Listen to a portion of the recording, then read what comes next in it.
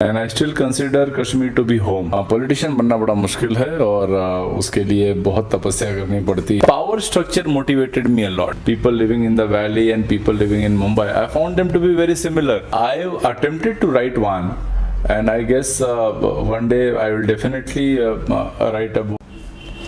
नमस्कार, आप देख रहे हैं स्टेट एनक्लेव और मैं हूं एंजेलिना स्टीफन। जम्मू कश्मीर में वैसे तो बहुत से ऑफिसर्स आते हैं, बहुत से ऑफिसर्स जाते हैं जो अपने कर्तव्य को बखूबी निभाते हैं, लेकिन कुछ ऑफिसर्स ऐसे होते हैं कि जब वो यहाँ पर आते हैं तो हमारी आवाम के दिलों में एक अलग सी जगह बना लेते हैं अपने कामों के ज़रिए और लोगों का बहुत सारा प्यार वो बटोरते हैं और जाते जाते अपनी एक छाप छोड़ देते हैं। मैं ऐसी एक ऑफिसर से आज आपको मिलवाने जा रही हूँ जिन्हें दबंग ऑफिसर कहा जाता है और इनके लिए मैंने एक आर्टिकल पढ़ा था, वहाँ पर मैंने इनके लिए पढ़ा था कि he will call, ये इतने सिंसियर है that he will call a spade only, कि इनकी सिंसियरिटी की मिसालें दी जाती हैं। अगर कुछ झूठ है तो झूठ ही बोलेंगे, बात को घुमा फिरा कर बिल्कुल नहीं बोलते।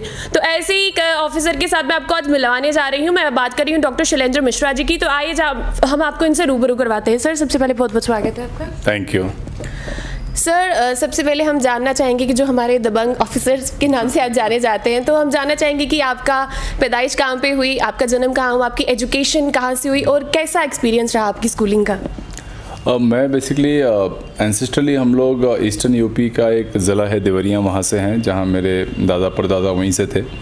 But my family migrated to Maharashtra couple of generations back. मेरी अपनी पैदाइश मुंबई से है और मैं मुंबई के एक उपनगर थाने में रहता हूँ, वहीं मेरा घर है। बेसिक एजुकेशन मेरा एक कॉन्वेंट से हुआ था, Saint John the Baptist high school Thane. मैंने जूनियर कॉलेज किया था केड़कर से और मुंबई यूनिवर्सिटी से मैंने मेडिकल ग्रेजुएशन कंप्लीट किया था। From there on I went to do my PG. Finally I completed masters in management as well. तो ये मेरा बेसिक जर्नी रही है। सर, आपने अपने एक भाषण में कहा था that you are not an officer by choice, क्योंकि आप एक डॉक्टर थे, उसके बाद आप MBA कर रहे थे, फिर कॉर्पोरेट जॉब, फिर उसके बाद आपने सिविल सर्विसेज की तैयारी की। तो what made you like enter this field? आपने सिविल सर्वेंट बनने का कैसे सोचा? देखिए, मुंबई में कोई चलन नहीं है सिविल सर्विसेज का। मुंबई आप जानते हैं कि फाइनेंशियल कैपिटल है इस कंट्री की, तो वहाँ पे बहुत अपॉर्चुनिटीज़ होते हैं कॉर्पोरेट लाइफ में। तो जो भी नौजवान वहाँ होते हैं वो बेसिकली अपना जो एम है वो कॉर्पोरेट लाइफ की तरफ ही ले जाते हैं। हम प्रोफेशनल कोर्सेज में ज़्यादा यकीन रखते हैं, इंजीनियरिंग में, मेडिसिन में, चार्टर्ड अकाउंटेंसी, मैनेजमेंट्स, और उसके थ्रू हम बड़े बड़े फॉर्म्स को रिप्रेजेंट करने में विश्वास रखते हैं। तो मेरा भी तकरीबन यही हिसाब किताब था।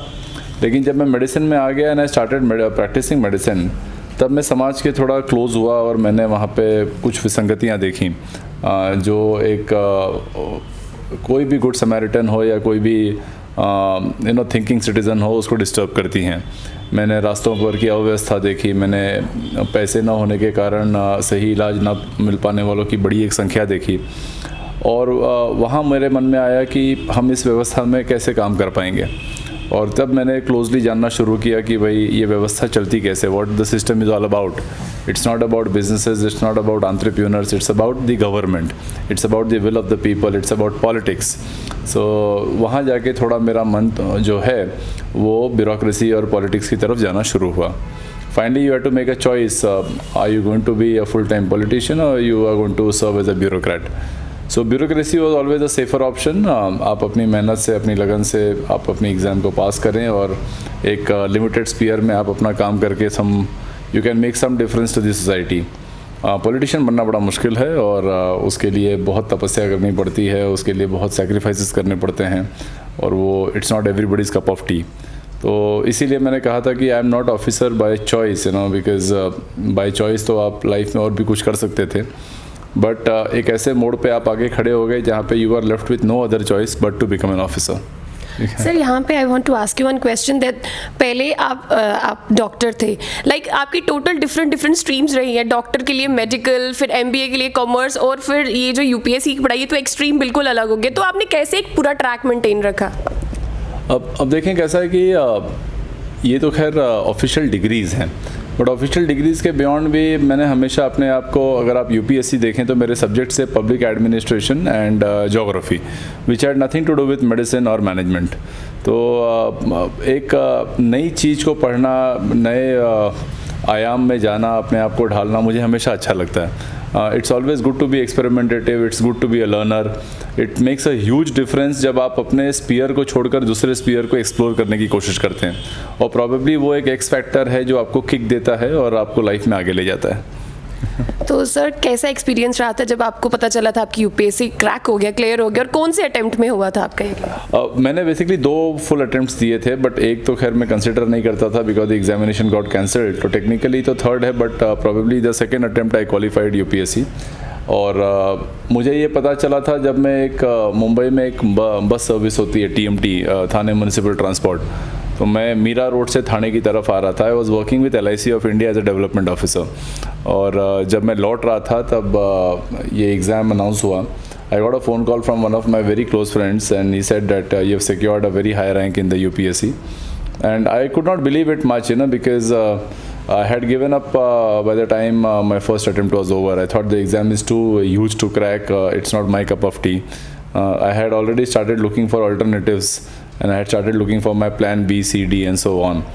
But then prelims crack हो गया था, mains मैं अच्छे से लिख के आया था, तो personality test का कॉल भी आ गया था.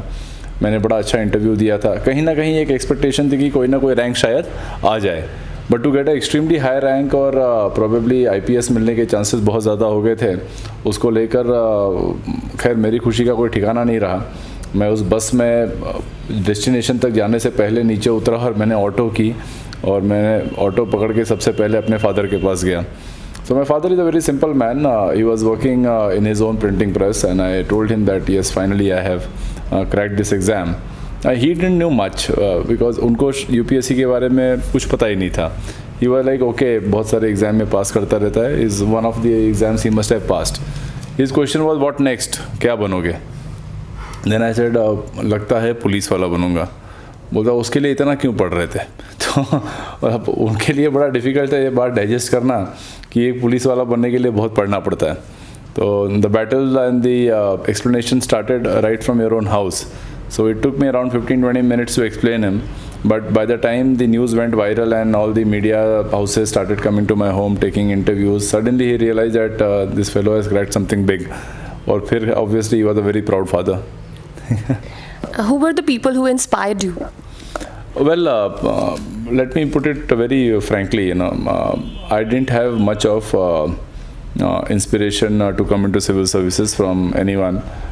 But then yes, there was one commissioner of my town, Thane Municipal Corporation, Mr. Chandrasekhar, and he was on a anti-encroachment drive. He was putting down houses, he was putting down constructed structures on government land.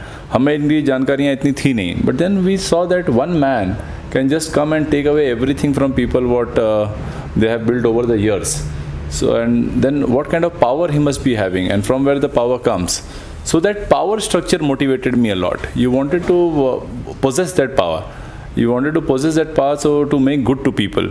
And then when obviously you started thinking about the exam, the entire aura of being a civil servant, those big bungalows they used to stay in, this white ambassadors with those red beacon on the top, and the way a police officer used to don his uniform and just walk through malls में हमें check किया जाता था, उनको कोई पूछता नहीं था.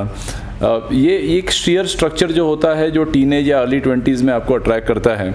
मेरे मोटिवेशंस यही थे, देश सेवा, patriotism. They all came later on when you started actually studying for the exam and understanding what kind of a country you are going to serve in. But inspirations यही सारी चीज़ें थी. After you become an IPS officer, आपकी पहली posting की जगह कौन सी थी और कैसा एक्सपीरियंस रहा आपका? एक इसमें ऐसा रहा कि जब हमने एग्ज़ाम दिया था तो UPSC ने एक चेंज लाया था अपने पैटर्न में. उन्होंने इस बार मुनासिब समझा एस्पिरेंट से पूछना कि अगर आपका सिलेक्शन हो जाता है तो आप किस स्टेट में जाके या किस कार्डर में जाके काम करना पसंद करेंगे. तो मैंने जम्मू कश्मीर को काफ़ी ऊंची रैंकिंग में रखा था IPS में. मेरे को बड़ा एक्साइटमेंट था बिकॉज मैं थोड़ा बहुत पढ़ता था JNK के बारे में. I used to feel strongly about the issues in JNK. Luckily I got the JNK cadre और मेरी पहली तैनाती शेरगढ़ी पुलिस स्टेशन में बतौर SHO श्रीनगर शहर में की गई. वहीं से मेरी दूसरी तैनाती SDPO श्रीनगर रही, फिर चिरार शरीफ रही, SPCT श्रीनगर रही। तो जो शुरुआती 3-4 मेरे इम्पॉर्टेंट पोस्टिंग्स थी वो शहर श्रीनगर वादी कश्मीर में थी। तो मेरा जो एक्सपीरियंस रहा was not very different, because I am surprise to see that a lot of people have so much of dissimilarities about people living in the valley and people living in Mumbai. I found them to be very similar.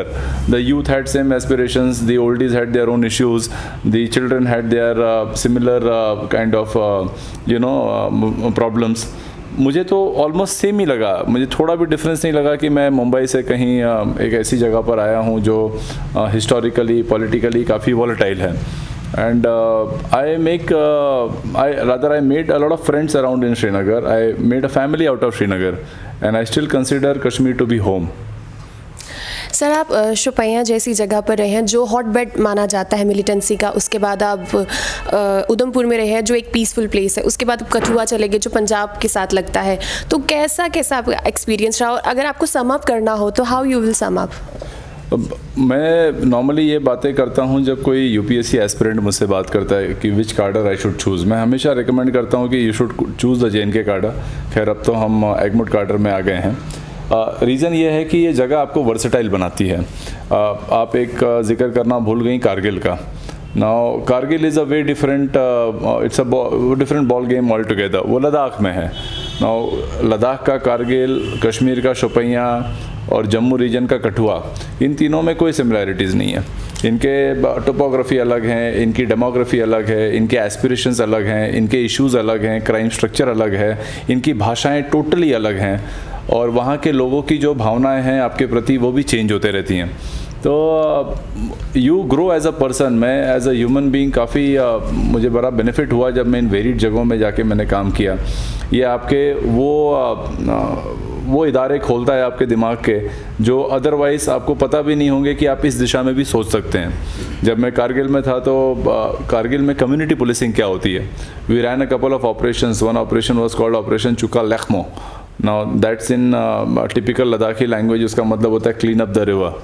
और एक operation था Kargil top 10 जिसमें हम करगिल के youth को motivate कर रहे थे सिविल सर्विसेज क्रैक करने के लिए।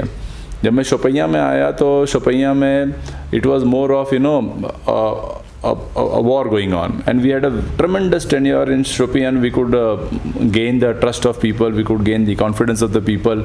The synergy with the forces was excellent, or I am proud to be one of the officers who are posted not once but twice to Shopian, and I received a lot of love from the people of Shopian, a lot of success in the operation. और जब हम कठुआ आए तो खैर Kathua is just like Punjab, उसका crime graph हमेशा high रहता है। It's a developed society. You have murders, attempt to murders, rapes, you have cases of डकैती, robbery, theft, you have people cheating, 420, you have multiple accidents on the national highway, the curse of bovine smuggling, drug addiction, NDPS acts। तो आप as a police officer पूरा time crime के साथ engage रहते हैं कि crime को कैसे प्रिवेंट किया जाए, क्राइम को कैसे सॉल्व किया जाए। लॉ एंड ऑर्डर फ्रंट में कम्युनल दंगे होने के हमेशा चांसेस होते हैं जिसको आपको हमेशा प्रिवेंट करना पड़ता है। And then most important because these areas are relatively peaceful, so there is a very strong political will in these areas, and you have a very strong political class whom you need to cater to. You are answerable to the representatives of people, so you need to even accommodate their viewpoints. You need to work in synergy with them. So यहाँ पे तीनों जगह आप देखेंगे तो it's a different ball game altogether. जैसे कि आप कश्मीर में काफ़ी रुचि रखते हैं और टाइम टू टाइम आप अपने जो विचार हैं वो रखते रहते हैं डिफरेंट प्लेटफॉर्म्स पे, तो क्या हम उम्मीद करें कि इन फ्यूचर आप कभी कोई बुक लिखेंगे इसके ऊपर? हाँ, I attempted to write one, and I guess one day I will definitely write a book. I always thought of writing fiction inspired by true events. There are very good writers in the police department. My seniors like Viplav Kumar Chaudhary and Mukesh sir, they have compiled books on investigations, excellently well written books. Then Danesh Rana sir writes a lot of fiction. He writes excellently well. I have seen Sunil Gupta sir, Sujit Kumar saab writing about their experiences, writing about public administration, and those books have really made merry. I don't consider myself to be a writer, but yes, I believe that I can tell stories in a manner which can engage people in a very engrossing manner. So yes, sometimes I would love to write a fiction based on true events. People say that they see a politician in you, कि कुछ भी अगर मसला होता है तो आप लोगों के बीच में, चाहे वो कश्मीर में हो, कठुआ में हो, कहीं उधमपुर में, आप लोगों के बीच में जाके पीसफुली उनकी बात को सुनते हैं और सॉल्व करके देते हैं। तो ये एक सियासतदान की निशानी होती है। तो क्या आप इस बात पे दस्तखत करेंगे इन फ्यूचर की पॉलिटिक्स में जाने का आप सोचते हैं कभी? मैं थोड़ा सा इसमें करेक्शन करूँगा। ये more than a politician I consider myself to be a social engineer, जो सोसाइटी के ही अर्ज़े पुर्ज़ों को लेकर उसमें खामियां भी ढूंढ के उसको रिपेयर करने की ताकत रखता है। And police is an instrument of social engineering. लोगों के बीच में आप तभी जाएंगे जब आपकी क्रेडिबिलिटी होगी। अगर आपकी क्रेडिबिलिटी नहीं है तो लोग आपकी कतई नहीं सुनेंगे। तो पहले क्रेडिबिलिटी बनाना, फिर लोगों के बीच में जाना, उनके मसाइल को अपने मसाइल बनाना और उनको एक यकीन दिलाना कि yes you can be led to a right direction. तो these are the features of a social engineer, not of a politician. मैं एट लास्ट चाहूँगी कि आप जम्मू के यूथ को और स्पेशली कश्मीर के जो भटके हुए नौजवान हैं उनको कुछ मैसेज दें। देखिए, भटके हुए नौजवान बोलना is not very correct, because नौजवान कभी भटकता नहीं है। नौजवान का एक बिलीफ सिस्टम होता है, उस बिलीफ सिस्टम को चेंज करना बड़ा ज़रूरी है। अगर आप कठुआ, सांबा और जम्मू के नौजवानों से बात करें तो इनके पास सारे एवेन्यूज़ होने के बावजूद ये ड्रग्स की तरफ चले जाते हैं। तो ये क्यों चले जाते हैं? Why are they going more towards narcotics and psychotropic substances? अगर आप वैली यूथ को देखें तो बहुत लोग instead of going into the right direction in life, they are becoming victims of the entire network of militancy. तो इन लोगों के लिए संदेश सिर्फ इतना ही है कि जब भी ज़िंदगी में कोई फ़ैसला करो तो दो व्यक्तियों के बारे में हमेशा सोच लो। एक अपने माँ बाप के बारे में सोच लो कि जो आप कर रहे हो क्या इससे उनको खुशी मिलेगी या इससे उनको तकलीफ़ होगी। और दूसरा, एक खुद के बारे में सोच लो कि ये करने के बाद मे बी 5 साल बाद, 10 साल बाद, 15 साल बाद आप अपने आप को कहाँ देखते हो। अगर इन दो चीज़ों के उत्तर आपको सही से मिल जाते हैं तो आप कभी नहीं भटकेंगे और आपके रास्ते और आपकी मंजिलें हमेशा सही होंगी। थैंक यू सो मच हमसे बात करने के लिए and wish you all the very best for your future. ये थे हमारे साथ IPS officer doctor Shailendra Mishra ji, जिनसे हमने बातचीत की। और अगली बार हम फिर से हाजिर होंगे जम्मू के किसी जाने माने फेस के साथ। इसके लिए आप जुड़े रहिए स्टेट एनक्लेव के साथ। मैं एंजेलिना स्टीफन, धन्यवाद।